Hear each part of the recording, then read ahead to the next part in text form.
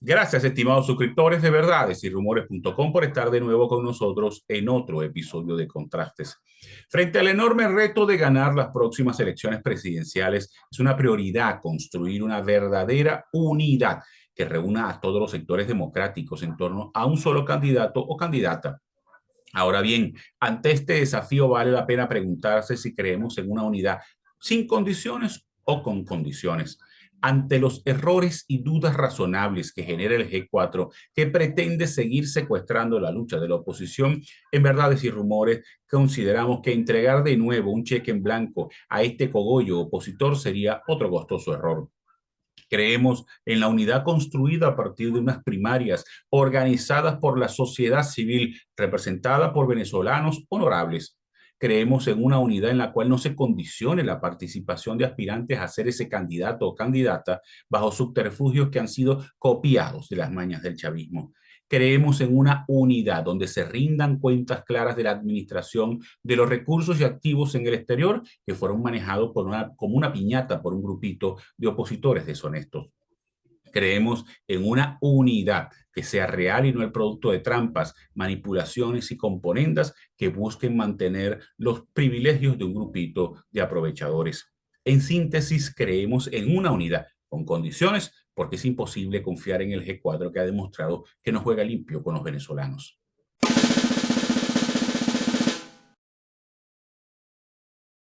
Hoy converso con César Pérez Vivas, precandidato presidencial de la Concertación Ciudadana y del Partido Centro Democrático. Ya regresamos.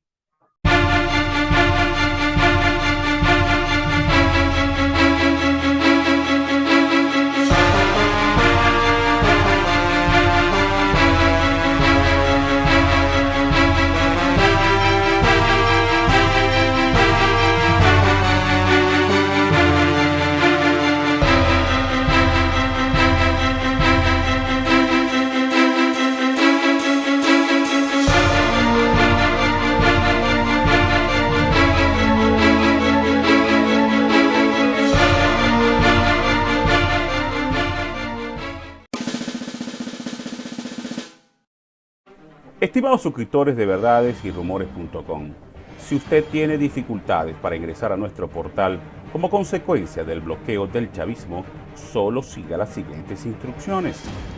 Ingrese a la Play Store de Google y busque la aplicación Intra. Luego pulse el botón para instalar.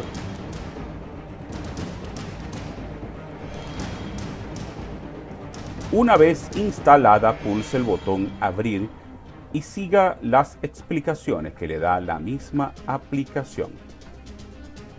Una vez Intra esté activa, usted podrá ingresar sin problemas a Verdades y Rumores.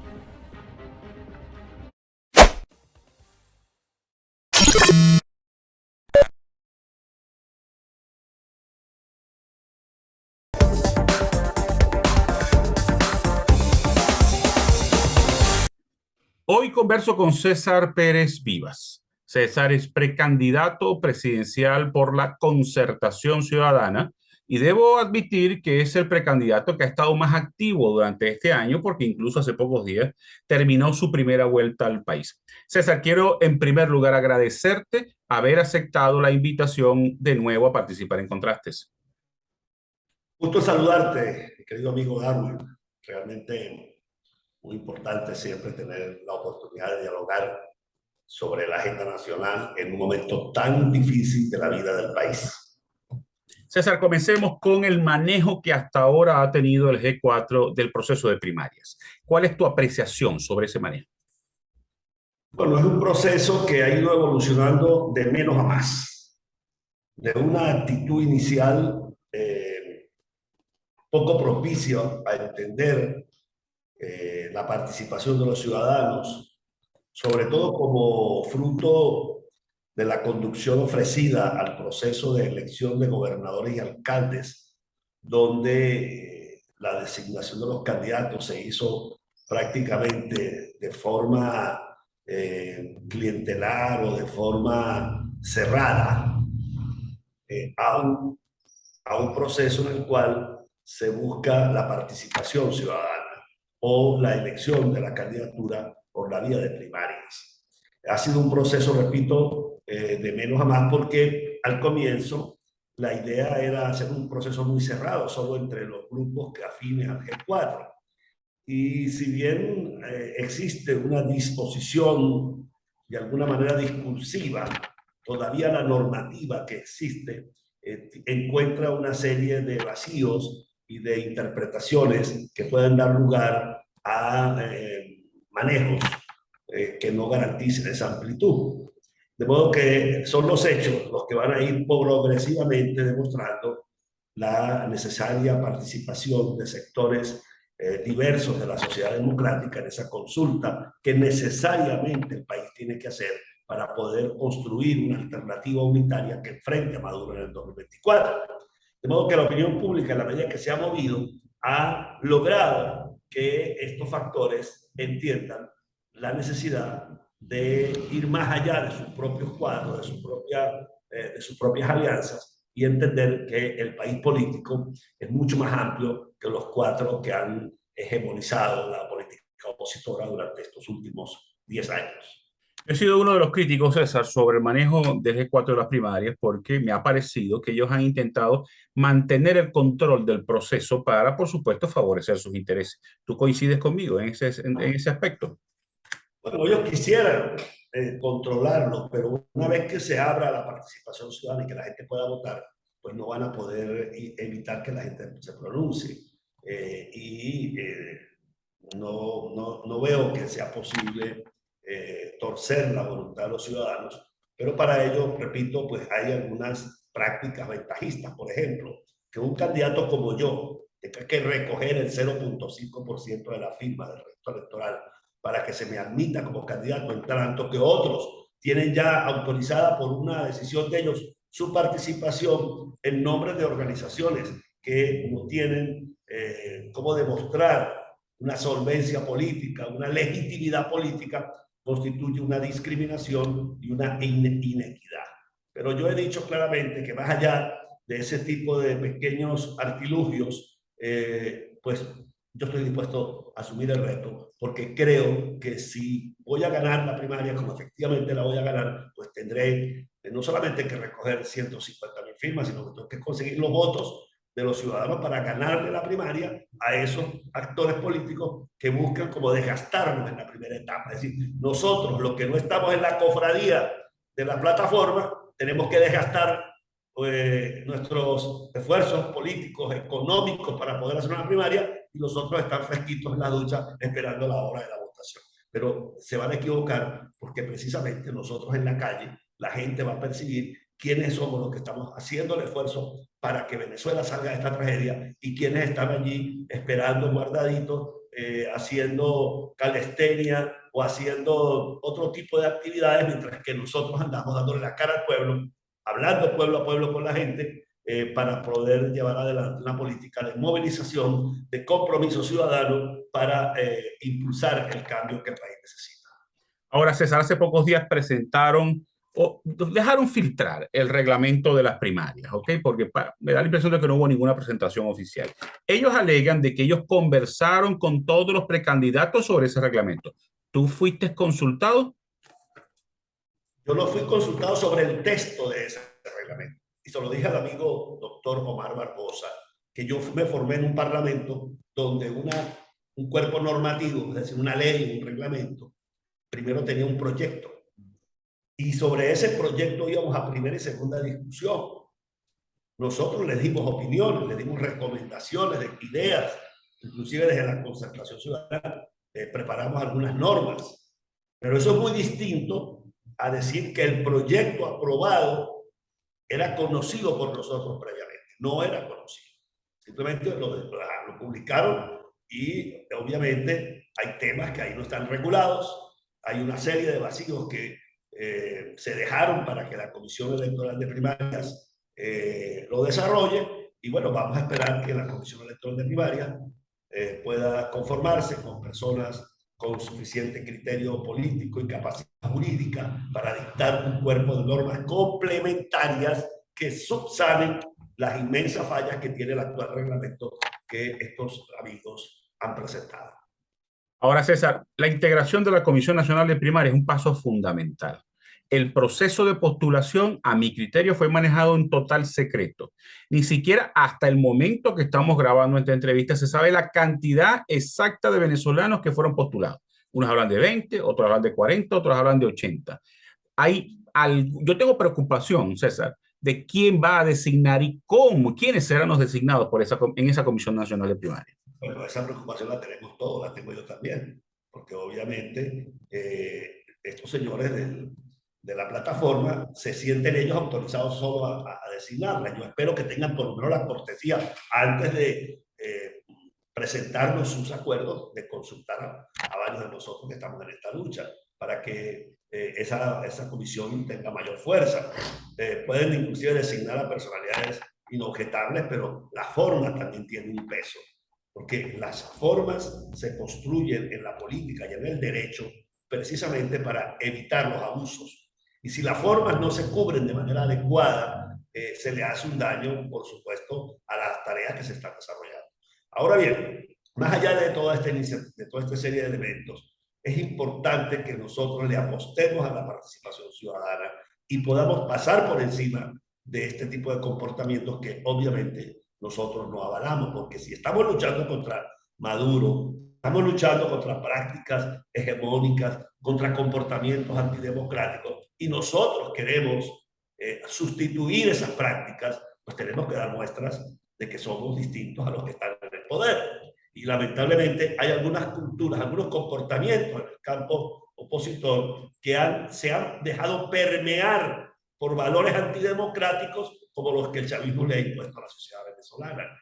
Vamos a hablar, por ejemplo, de la legislación sobre los sistemas electorales que ha dictado el chavismo, donde los derechos políticos, los derechos subjetivos de los líderes o de los actores políticos fueron sustituidos por el control del dueño de la firma o de la tarjeta, cuando se le puede a usted retirar en cualquier momento, digamos, la postulación que se le ha formulado. Resulta que una vez que usted es electo, si se cumple con la Constitución, que dice que los partidos, las alianzas deben consultar, deben elegir dentro de sus integrantes, dentro de los ciudadanos, a los candidatos, surge un derecho subjetivo de ese candidato y no puede venir usted mañana a quitárselo o a retirárselo. Bueno, lamentablemente, ese comportamiento que ha implantado el chavismo en la legislación electoral, algunos sectores en la oposición les gusta porque ellos se quieren sentir dueños de tu postulación.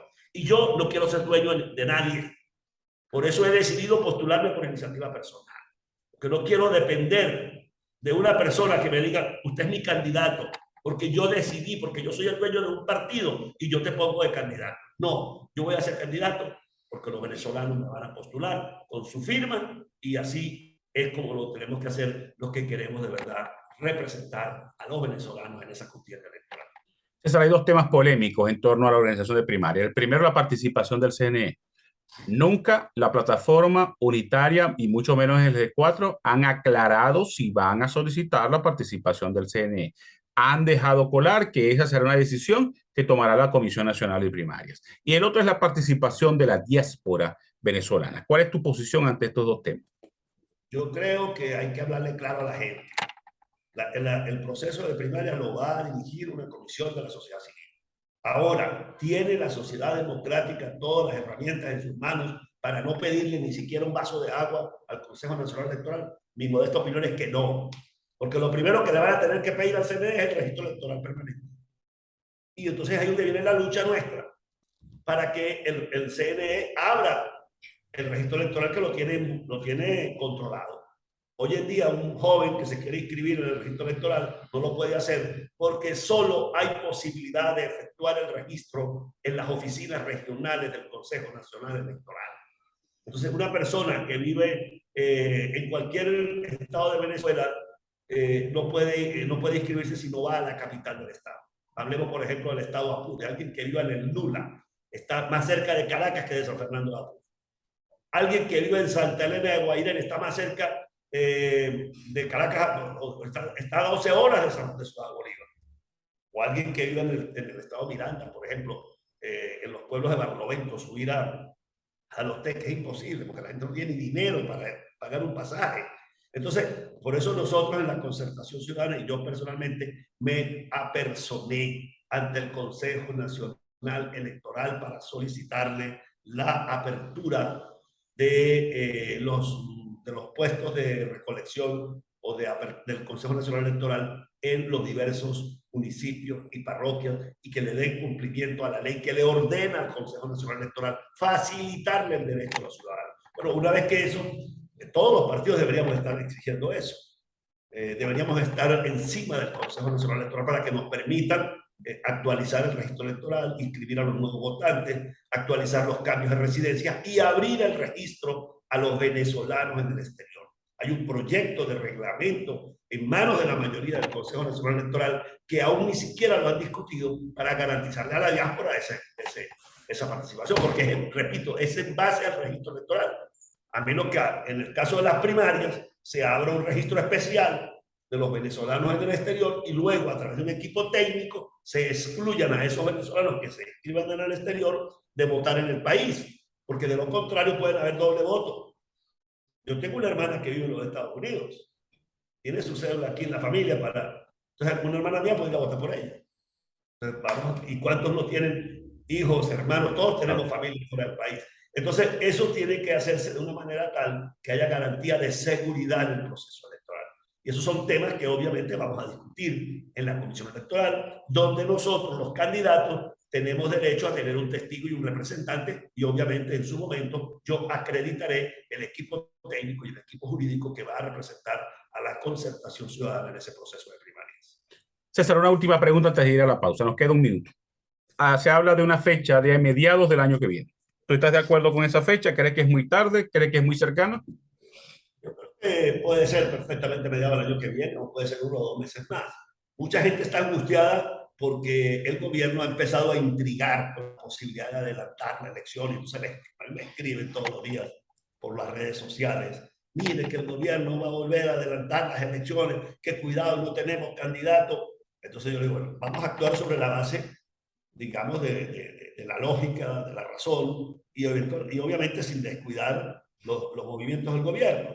Porque si Nicolás Maduro quiere adelantar las elecciones, pues entonces tendrá que adelantar la entrega del poder. Si tiene que aceptar que si hace la elección, no va a pasar lo de mayo del 2018. Hizo elecciones el 20 de mayo y se juramentó él que repitió en enero del 2025. Aquí tenemos que estar preparados, por supuesto, para un tema. Lo que sí tiene que estar claro para los actores políticos es que si Maduro adelanta la elección, no vayan a salir de nuevo a llamar a la abstención como pasó en el 2018, porque yo le propuse a los líderes de los partidos en el año 2017 que nos preparáramos para esa elección y que sacáramos un candidato de consenso. Pero como ninguno de estos señores que estaban de precandidatos en ese momento pudieron ser candidatos, entonces prefirieron llevar el país a la abstención. Y ojo con los que pueden en este momento llevar el país a la abstención. Hay algunos discursos que a mí me preocupan mucho, porque pareciera que detrás de ese discurso se busca volver a llevar al país a la abstención, con lo cual le regalan de nuevo el poder a Nicolás Maduro. Entonces nosotros lo que tenemos que tener claro es una determinación. Vamos a ir a la elección en el momento en que se presente. Y bueno, vamos a tomarnos el tiempo para hacer la primaria. Si las elecciones son en el 2024, pues tampoco le vamos a poner un tiro al blanco tan rápido al gobierno para que dispare contra él.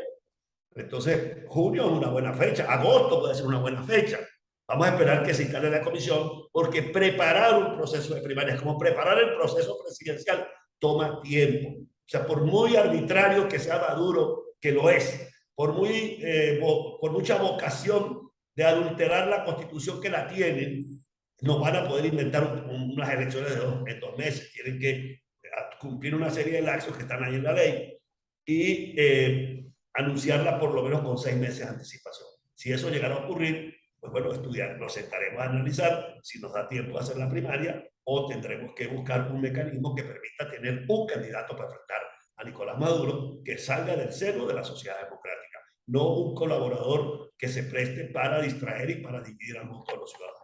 César, tenemos que hacer una pausa. Quiero que en el próximo segmento hablemos de tu visión del país. Después de hacer todo ese recorrido, supongo que tienes un diagnóstico bien preciso de las condiciones en las cuales está nuestro país. Hagamos una pausa y ya regresamos.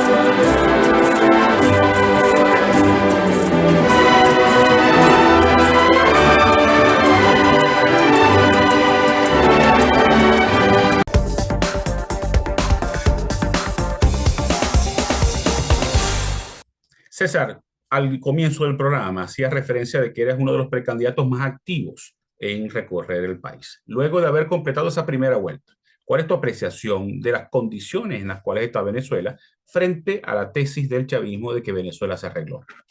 Venezuela está devastada.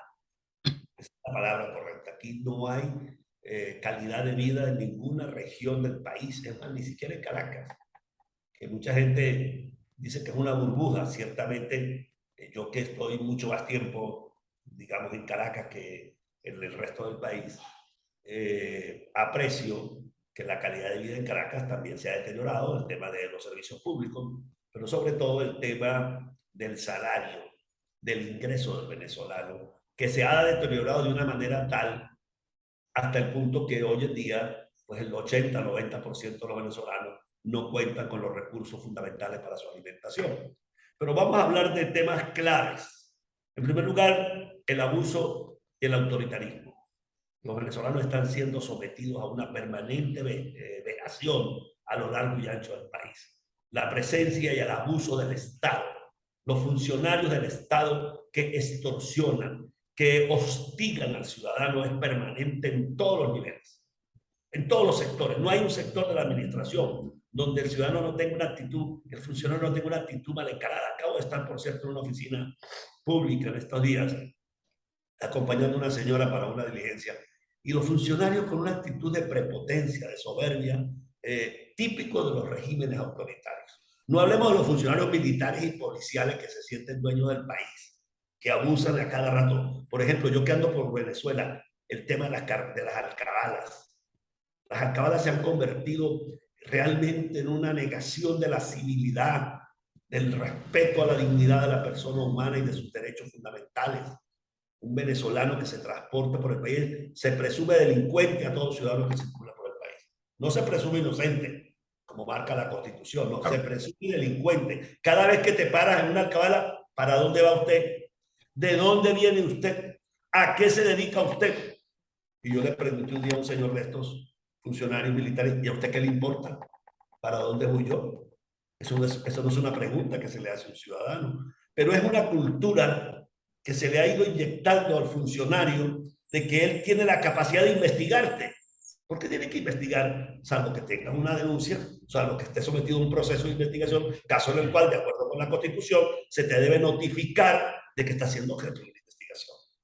Entonces, bueno, si usted trabaja en alguna actividad, ahí sí es verdad que el abuso es mayor, la extorsión permanente es mayor. Si usted anda en transporte público, en un autobús, y se traslada de cualquier rincón de Venezuela a otro, pues eres sometido a la humillación, se le quita dinero al ciudadano, se le hostiga de manera permanente. El derecho al libre tránsito, el derecho a la presunción de inocencia, que son derechos fundamentales consagrados en digamos, en todas las cartas mundiales de derechos humanos, aquí no existe. Ese es un tema que yo lo palpo cuando ando por los pueblos de Venezuela. Pero vamos a hablar ahora de la calidad de vida, digamos, cotidiana del que no se mueve. No hay agua potable. En Venezuela no hay agua potable. Mira la catástrofe que está ocurriendo con las lluvias. Aquí no hay un plan de contingencia de desastres. Mira lo que acaba de pasar en Tejerías, en Los Castaños, lo que está pasando en el sur del lago, con el proceso de sedimentación de los ríos. Aquí se acabaron las políticas ambientales de preservación de cuencas hidrográficas, de canalización y drenaje de los cauces de agua para garantizar la estabilidad de los suelos. Las políticas de ordenación del territorio y de ordenación urbanística desaparecieron en Venezuela. Aquí cualquiera llega y te monta un edificio, te monta una actividad de cualquier naturaleza sin evaluar los impactos ambientales. ¿Por qué ocurrió la tragedia de Tejerías? Eso no se ha podido investigar correctamente. Primero, porque no hay parlamento. Esta mamotreto llamada Asamblea Nacional no tiene facultad, o no tiene facultad, no tiene posibilidad alguna de investigar nadie nada. Si aquí hubiese una democracia, ya estaría siendo investigado el ministro del Ambiente, estaría siendo investigado el Ministerio de Minas, porque ahí hay cerca unas minas de níquel que han sido factores fundamentales en el movimiento de sedimentos que causaron la tragedia de Tejerías y que no hay manera de investigar porque además que el científico se puede acercar a la zona debido a que la militarización le impide evaluar de manera científica el tema. Entonces, el manejo de las cuencas, el manejo de la ordenación del territorio es una anarquía total en Venezuela. No hay, por supuesto, carreteras. Yo acabo de estar por los llanos surorientales del país. Acabo de ir de Caracas hasta Puerto Ayacucho. Acabo de estar en el oriente del Guárico. Obviamente la vialidad inexistente. Llegué a San Fernando de Apure y no había gasolina. Para poderme trasladar a Puerto Ayacucho tuve que comprar la gasolina a gente que la vende en el mercado negro porque no había en la ciudad a precios siderales el valor de la gasolina. Yo estuve hace 2 meses en el sur del lago. No hay carretera entre Aguaviva y La Fría, pasando por Cajaseca, Bogures, pasando por Caño Zancudo, El Vigía, hasta La Fría. Esa carretera que fue obra, digamos, de la época de Pérez Jiménez, hoy en día es un camino de recuas, un camellón para entrar a una hacienda, está en mejores condiciones que la carretera entre Aguaviva, Arapuey y El Vigía, en el sur del lago de Maracaibo. Eso no existe carretera ya, ¿verdad? Lo mismo está pasando en la Gran Sabana. Yo quería en estos días ir de Guasipati hasta Santa Elena de Guarén y no pudimos ir porque había un tramo destruido totalmente que no permite la movilización. Los aeropuertos son un desastre. Dígame aeropuertos como el de mi estado, Táchira, el aeropuerto de La Fría, el aeropuerto de Santo Domingo del Táchira, son 2 ranchos en manos de unos funcionarios que lamentablemente han manejado demasiados recursos, pero aquello es un verdadero rancho lo que tenemos como aeropuerto. El aeropuerto de La Chinita, que es la ciudad, después de Caracas, más importante, que debería ser un modelo de un aeropuerto moderno, bien llevado. Bueno, aquello da pena, los baños, los techos del aeropuerto de La Chinita. Es decir, todo el servicio aeroportuario del país es un desastre, la vialidad un desastre, no hay agua potable, los cortes eléctricos, no hay energía suficiente, no hay gas doméstico. Si usted va a una escuela, si usted va a un hospital, no hay escuela, no hay hospital. Es decir, el desastre es absoluto y eso lo que reafirma en mí es la necesidad urgente de salir de Maduro y de la camarilla que durante estos años han destruido este país. César, hablemos de tu propuesta. Tú hablas de 6 propuestas para el rescate del Estado democrático en Venezuela. ¿Podrías explicarme en qué consiste cada una de esas propuestas? Por supuesto, Darwin, es fundamental cambiar el modelo de Estado porque no se trata de sacar a Maduro para que nos elijan a cualquiera de nosotros y siga el mismo modelo fracasado que generó la revolución bolivariana. En primer lugar, hay que garantizar la alternabilidad en el poder. Estos señores llevan 23 años aferrados al poder, abusando, violando de las reglas fundamentales de la convivencia política y del uso de los recursos públicos. Por lo tanto, hay que eliminar la reelección presidencial. Esa es una tesis que a mi modo de ver es básica para garantizar esa alternabilidad, porque nadie tampoco está en capacidad de garantizarse en los próximos años que vengan presidentes con culturas abusadoras, autoritarias, como las que han caracterizado a los personajes que hemos tenido en estos 23 años allá en Miraflores. Por lo tanto, es mejor establecer normas firmes, lo que llamamos normas petras, normas inconmovibles, que impidan que una persona se perpetúe en el poder. Ya lo dijo el libertador Simón Bolívar en el Congreso de Angostura de 1819. Nada hay más peligroso que dejar permanecer en el poder a un mismo ciudadano. Él se acostumbra a mandar y el pueblo a obedecer, y ahí surge la usurpación y la tiranía. Es lo que hay en Venezuela. Aquí hay una tiranía, aquí hay una usurpación, porque lleva muchos años la misma camarilla gobernando, los personajes como Diosdado, como Nicolás Maduro, como Idi Valera, como Tarek William Saab, toda esa camarilla que ha destruido a Venezuela pretende continuar en el poder. Perfecto. Por eso yo creo que para que ese fenómeno no se vuelva a repetir, una vez que yo sea elegido presidente de Venezuela, lideraré un proceso de cambio constitucional para eliminar la reelección, para reducir el periodo a 5 años, para establecer la doble vuelta presidencial, para consagrar al Estado federal, de modo que cada uno de nuestros estados y municipios tengan la capacidad legal y la capacidad económica de atender esos problemas que yo veo a cada rato en el país, porque no hay forma de que un presidente de manera unilateral pueda ser Mandrake el mago o ser el Espíritu Santo para estar presente a la vez en 335 municipios y en 23 estados de la República. Propongo un parlamento que legisle y que controle. es decir, un parlamento que represente de verdad al país y no este mamotreto llamado Asamblea Nacional, que ni legisla ni controla y le han quitado siempre las facultades porque es un organismo endeble. Por eso propongo el Congreso bicameral, Cámara de Senadores y Cámara de Diputados, devolverle al Senado la facultad de controlar a los militares, controlando su ascenso, institución también establecida por Simón Bolívar. Es fundamental quitarle al presidente de la República la atribución de la ley habilitante, mediante la cual el presidente de la República se convierte en jefe del Ejecutivo y en legislador a la vez. Y eso es perverso. Eso es típico de las monarquías del siglo XIX, del siglo XVIII. Y eso es una reminiscencia que quedaba ahí en la Constitución del 61, que Hugo Chávez le quitó la materia económica y financiera y se otorgó la facultad de ser legislador en todas las materias. Eso ha sido dañino para la Venezuela de este siglo XXI, porque desde la ley habilitante se han dictado más de 300 decretos, leyes, estableciendo un marco jurídico absurdo, donde el Estado se convierte en dueño y señor de la vida de los ciudadanos. Yo propongo un cambio profundo de ese modelo económico y jurídico para que Venezuela tenga un Estado democrático y una economía de mercado con la cual podamos generar riqueza y de esa manera podamos superar esta situación de pobreza y de tragedia a la que nos ha traído el socialismo del siglo XXI. Bueno, César, lamentablemente se nos agotó el tiempo. Te quiero dar de nuevo las gracias por haber aceptado la invitación.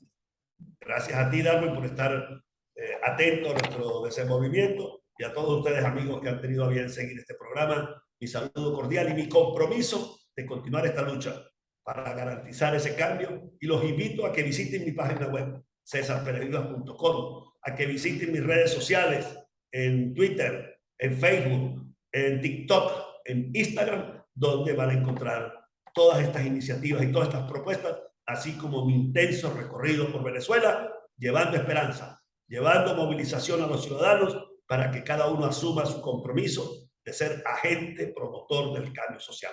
Felicidades para todos ustedes. Y a ustedes muchas gracias por haber estado en la sintonía. Nos vemos el próximo lunes con otra interesante entrevista.